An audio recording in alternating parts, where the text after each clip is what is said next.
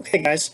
Today I'm going to tell you the last of the two about the last of the two constellations that are circumpolar constellations. Please remember that circumpolar constellations are constellations that circle around Polaris, the North Pole. So those five circumpolar constellations, you have Ursa Major, Ursa Minor, Cepheus, Cassiopeia, and Draco. So far we've learned about Ursa Major, Ursa Minor, and Draco. Today I'm going to tell you a little bit about Cassiopeia and Cepheus. So I always like to start by just telling you the stories about these. And so this is a very famous mythology. There's been several movies made about the mythology of Cassiopeia and Cepheus and their daughter as well. Maybe you've seen the movies Clash of the Titans. There was a really old movie called Clash of Titans, and then there was a newer one made back in like the 2000s. But those movies follow this mythology. So in the mythology, so Cassiopeia, she is the queen of Ethiopia, and her husband, his name is Cepheus, and he is the king of Ethiopia. So their stories kind of go hand in hand, along with their daughter's story, which is Andromeda, and then their daughter Andromeda's husband, who becomes Perseus, who is Perseus. So hopefully you've heard of some of these characters before.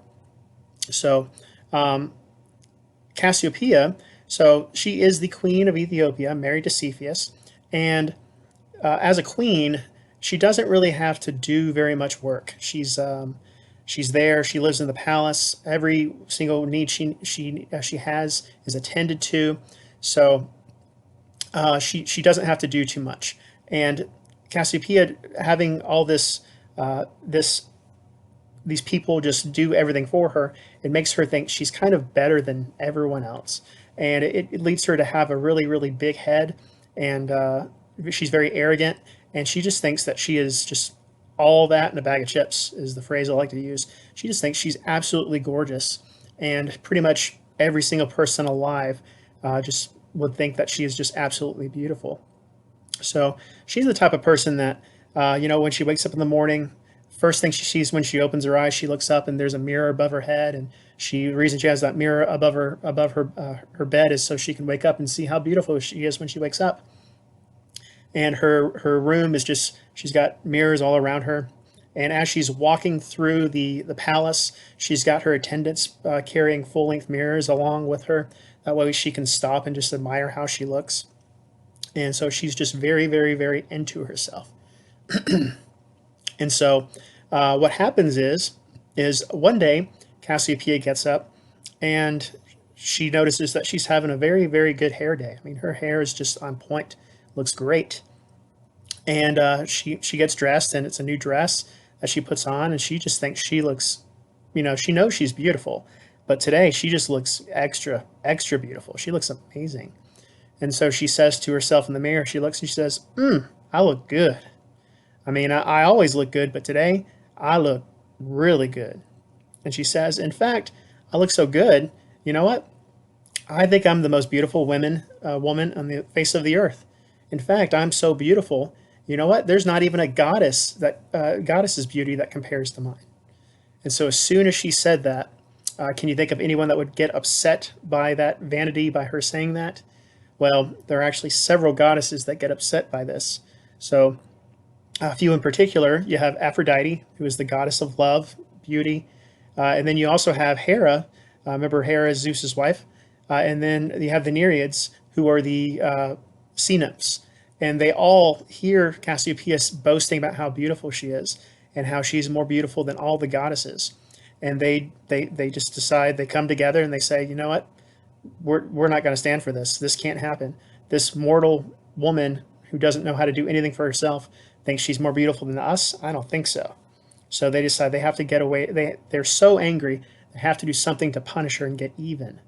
And can you think of anyone that is really good at punishing someone and getting even? Well, that would be Hera, Zeus's wife. So Hera gets this awesome idea on how to get even with Cassiopeia. And so she says, Hera says, don't worry, ladies. I got you. I know exactly what we're going to do. Let's let a little bit of time go by, and then we're going to get even with Cassiopeia. I've got this plan. It's going to work great. It's going to be perfect. So now back to where Cassiopeia lives in Ethiopia.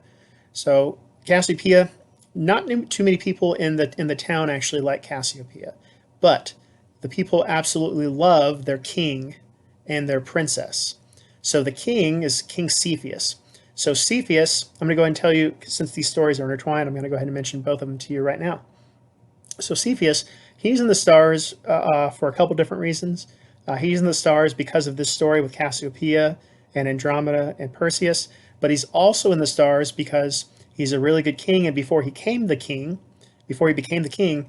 he was actually one of the Argonauts. So maybe you've heard the story of Jason and the Argonauts and how they sailed on their ship Argonamus in search of the Ares, which is the golden fleece, and they found that golden fleece. So Cepheus, he helped Jason find the golden fleece, and he also is just the king of Ethiopia. So Cepheus is a good king. Cassiopeia, not a very good queen. But Cepheus, being the good king he is, and he has this prince. His daughter is the princess Andromeda, and the town absolutely loves Andromeda. They think she's so beautiful, and she's just such a nice person. She's one of those girls that you see, and they're just very, very beautiful on the inside and on the outside, and just everyone that meets her absolutely loves her. So Cassiopeia's 18th birthday is coming up. It's going to be her birthday, and she wants to celebrate her birthday with everyone in the palace and everyone in the town. So the entire town, the entire village is invited to her birthday. Cepheus is going to throw his daughter the biggest birthday bash ever up at the palace. And so the entire town is invited, and Cepheus, gets everyone there. It's a very good party. Cassiopeia is there. She's very excited because she gets to try on a new dress, has a new dress to wear to the party. And Andromeda is just very excited as well because it's her party. And so just as they're about to bring out the cake and serve the cake to Andromeda and sing happy birthday, and everyone's there in the throne room just waiting for this to happen, Hera shows up. And Hera, so these people in Ethiopia, they actually worship Hera, and they have this huge statue of Hera behind the throne, and the statue just comes alive during this party. And the statue looks down and points to Cassiopeia and says, "You, because of your vainness, because you are so bold to say you're more beautiful than me and all the goddesses, we are going to destroy your town." And everyone there in town hears this, and they're all very upset. They're screaming, they're crying, they don't know what to do. And Cepheus, being the good king that he is, he tries to come up with an idea of how to save his people, save his town. So he gets down on his knees and he starts worshiping Hera, and he says, "Please, oh goddess Hera, there's got to be something we can do. Please, I know my wife is very vain. She doesn't know any better. Please don't take it out on my people because of my wife, the queen. If you're going to take it out on someone, please take it out on me instead." Cassiopeia hears this, and she feels sorry for Cepheus, and so she gives him a choice. She says, "Okay, well, we can do one of two things, and either one's going to happen. You can either sacrifice your beloved daughter to the sea monster, Cetus, or I can have Cetus come and destroy the entire town." So Cepheus, being the good king he is, he has no choice. He doesn't want to sacrifice his daughter, but he's going to have to. And he doesn't really want to make that choice. So Andromeda hears this, and she tells her father, "It's okay, father. I want to sacrifice myself for the town." And so that's what they decide to do. So Hera goes back up to Mount Olympus and is very thrilled that she's getting even with Cassiopeia by having to kill her only daughter, her beloved daughter that everyone in the town loves. So Cepheus, he does not want to have his daughter destroyed this way. He doesn't want this to happen. He doesn't want to see his daughter dead. So he comes up with this idea on how to save his daughter. He asks everyone there in the throne room. He says, "If there is anyone here that can try to save my daughter, that can save my daughter and defeat the sea monster, you may have her hand in marriage." So think about that. You have a chance to marry a princess. Obviously, if you're a young guy looking for some adventure, you would definitely take that up as a challenge, correct? Well, no, not really. No one actually volunteers to try to save Cassiopeia. I'm sorry, Andromeda. So the time comes, like a week goes by, and it's time to take Andromeda down to the beach and chain her to the rocks to sacrifice her to the sea monster Cetus. So Cetus is also a constellation in the sky as well. He's depicted as either a sea monster or a whale. So in this story, he'd be the sea monster. So Cepheus and Cassiopeia, they bring their daughter down to the beach and they chain her to the rock so that she can't run away. And then they leave the beach, and Andromeda is there all by herself, just very sad, just looking out. It's a beautiful day, and she's just looking out over the water, just feeling very sad, just waiting for this monster to come and eat her. It'd be a very strange feeling having to wait for a monster to come eat you like that. I don't know how I would react to that. So she's looking around, and she looks up into the sky, and she sees flying across above the horizon out over the ocean. She sees this man flying over the sky. And some people say that, depending on the story, this man, he has winged shoes on. Sometimes he's on a winged horse. It just depends on the story.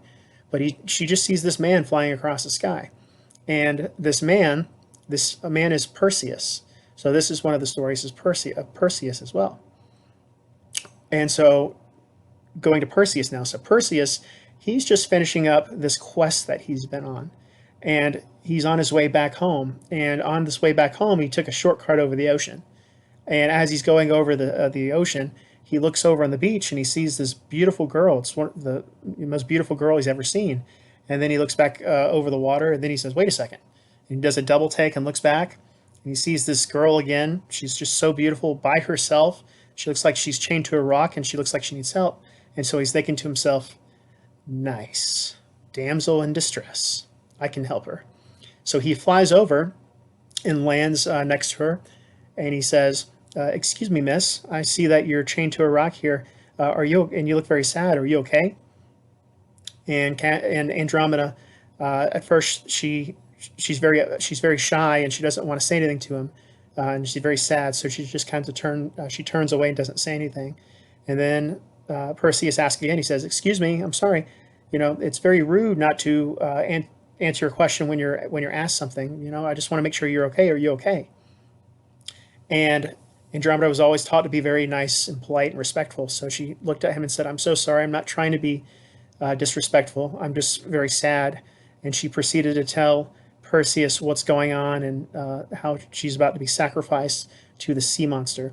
So as Andromeda starts talking about the story to Perseus, Perseus is just looking at her, and he's just entranced by how beautiful she is.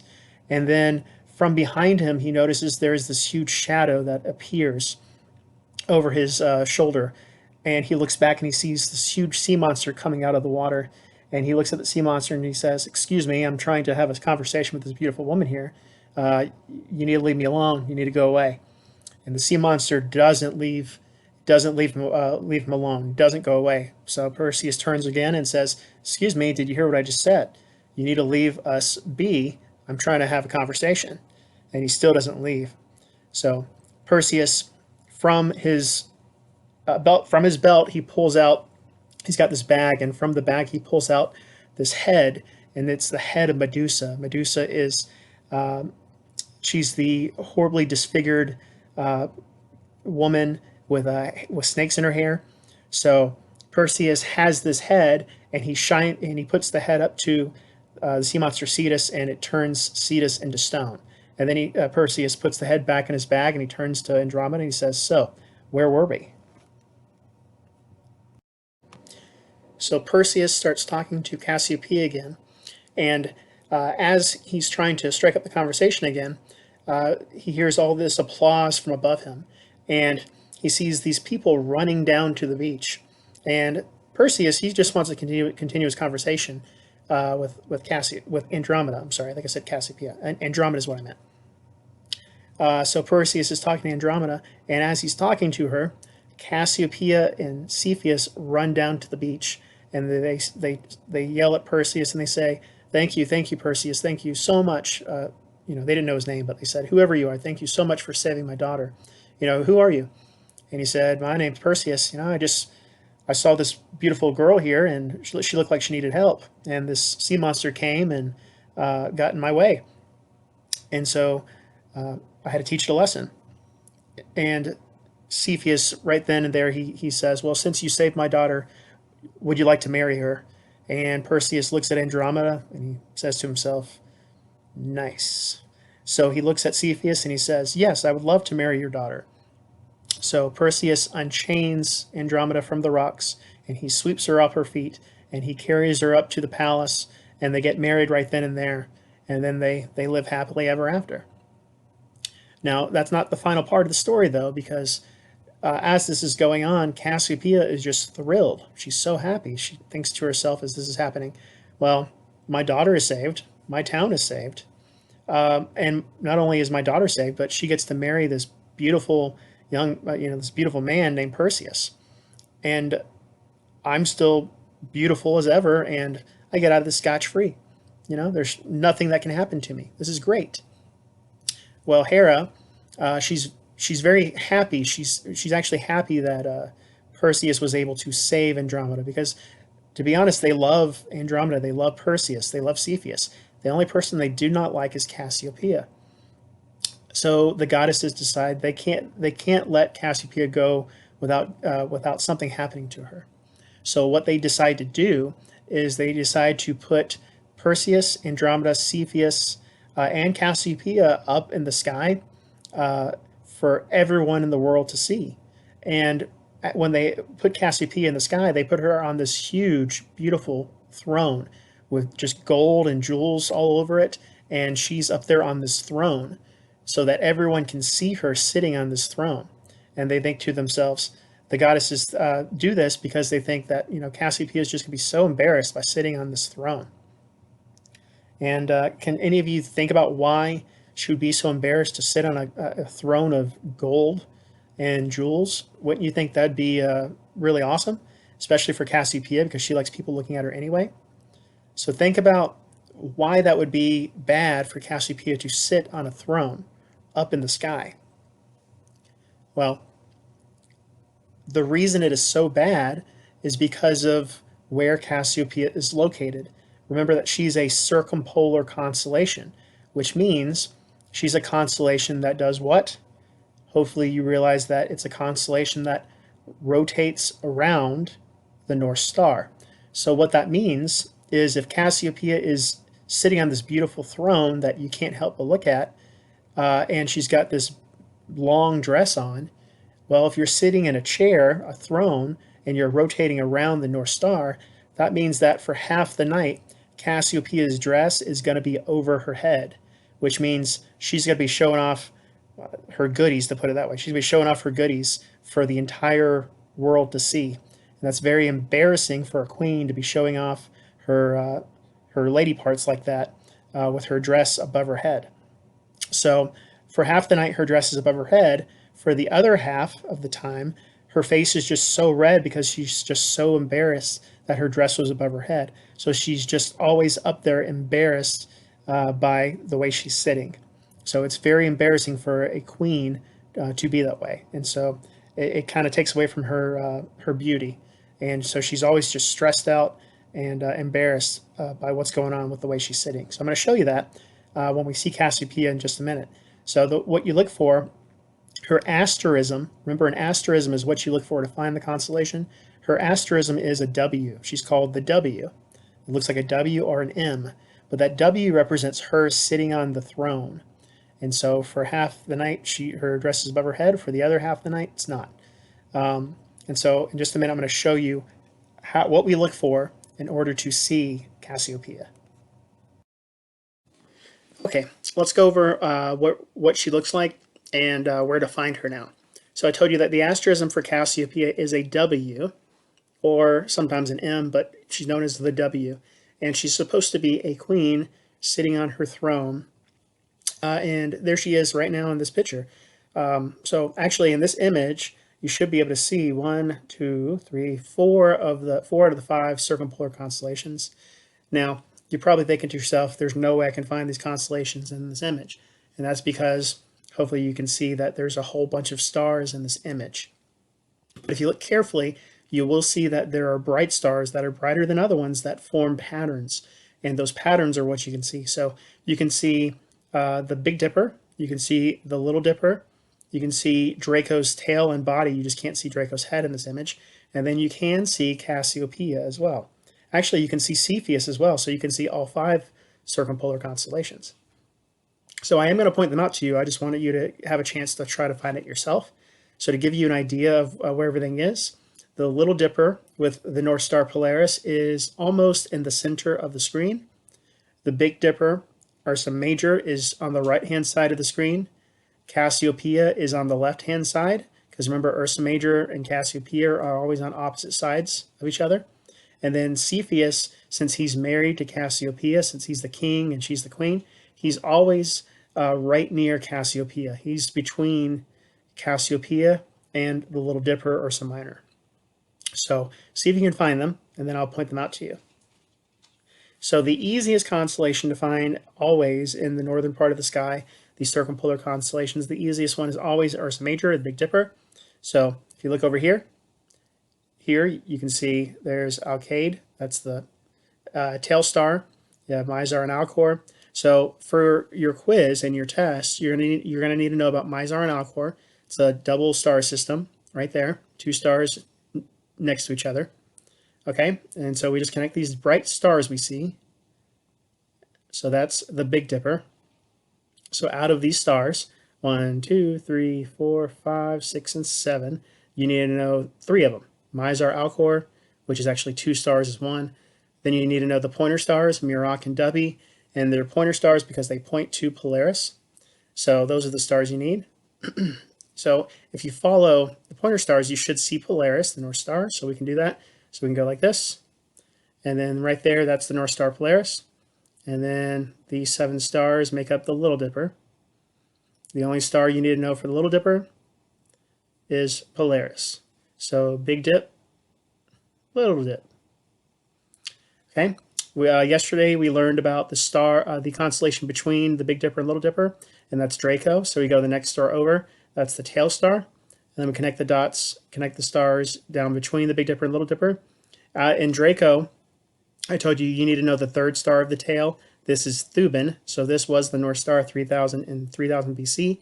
It was the North Star. Now the North Star is right here with Polaris. It was Thuban. So we just connect these dots here, the bright ones, just like this. And then right here the back breaks, and then the triangle head would be right down here somewhere. So that is Draco. And so if Big Dipper is over here, there's the Little Dipper. Cassiopeia and Cepheus are always going to be on the opposite side, so they're going to be on the left side. So we just come straight across here. And here we have the center of Cassiopeia. And here's the W right here, like that. So that is Cassiopeia, the W. So in this position, this is when Cassiopeia's dress is above her head. So this is when she's showing off her lady parts, when she's in this position. So this is the legs of the chair. There's one leg, there's one leg, here's the seat, and then here's the backrest basically. But that's the W right there. So that's Cassiopeia. And then Cepheus, I'll go ahead and show you him as well. So he is depicted as a king with these long elaborate robes, and he's got a crown of stars on his head. So he looks like a house. He looks like a house you draw when you're in kindergarten. I told you there's 4 stars that make up the body of Cepheus. So these 4 stars, 1, 2, 3, and 4. Notice it's just a square. And then this star right here, that makes the triangle roof, which this is actually the legs of Cepheus. So here's the legs of Cepheus, here's the body, and his head is going to be right over here. That's Cepheus. So those are your 5 circumpolar constellations. Now again, it's probably hard to see in this image, so tell me, does this make it easier to see? Hopefully this makes it easier. Now that I just pointed them out, you should be able to see them better in this image because there's less stars. The reason there would be less stars is because of light pollution. So this is something, this is the kind of sky that we would see where we live here. So you have the Big Dipper right here, Mizar, Alcor, Meroc, Dubhe. Pointer stars point to Polaris. And then there's the Little Dipper. You can only see 3 of those stars. Star right next to Dubhe here is the tail star of Draco. 3rd star over, 1, 2, 3, that's Thuban. and then you just connect the stars you see, and you really can't see too many of them here because there's too much light pollution. But right here, that's where the back breaks, and then we go down. The head would be somewhere down here. So that's the Little Dipper. There's Draco. Here's Cassiopeia. There's 1 star right there. 2 stars, 3 stars, 4 stars, 5 stars. So 5 stars that make a W. That's Cassiopeia. And then there's Cepheus. 1 star, 2 star, 3 star, 4 star. That's the square. And then there's the other star, which makes the triangle roof. So again, he looks like a house you draw when you're in kindergarten. And those are your 5 circumpolar constellations. So there's the outline of Cassiopeia for you. In case you didn't see it before, that's the outline. You can see how it looks like a W.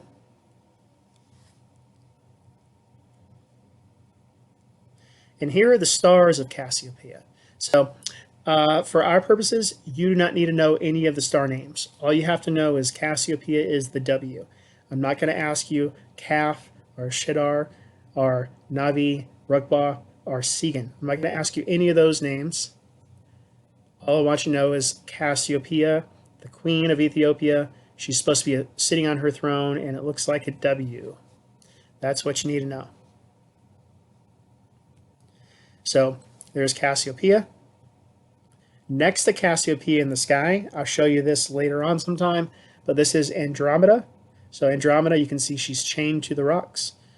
That's the daughter of Cepheus and Cassiopeia. So in the sky, you have Cassiopeia and Cepheus next to each other.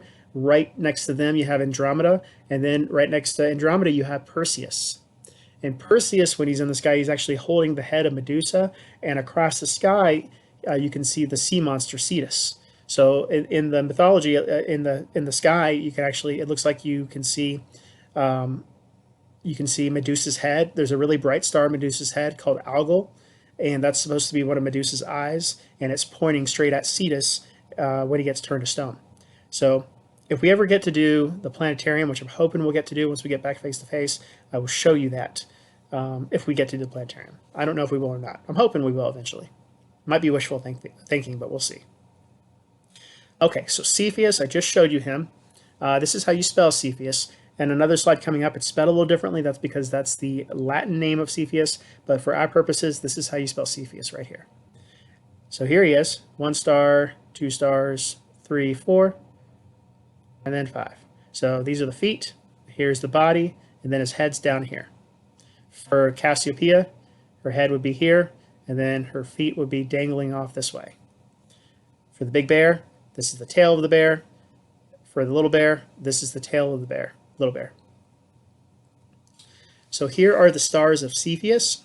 You do not need to know any of them. I just want you to know what Cepheus looks like. He looks like a house, and he's supposed to be a king with a crown on his head. So I'm not going to ask you any of the names for Cepheus or Cassiopeia. So here are your 5 circumpolar constellations. These are all of them. This is what your quiz is going to be over. So what I'm going to do is I'm going to have stars on paper, and you're going to have to label the stars. If I told you need to know a name, you need to know that name. You have to label the names of the constellations and the stars. It's a very, very simple, very basic quiz. It is only over these 5 constellations. So here you can see that it says Cepheus like this.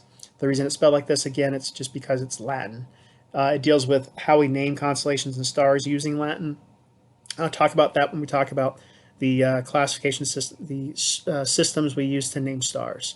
So we'll do that sometime next week, if not the week after. Okay, so that is it for the circumpolar constellations. The next thing we're going to talk about is next week. We're going to talk about the winter constellations, and we'll start by talking about Orion. So Orion is the main winter constellation. He'll be what's in the sky. He'll be what's in the sky at the end of this semester.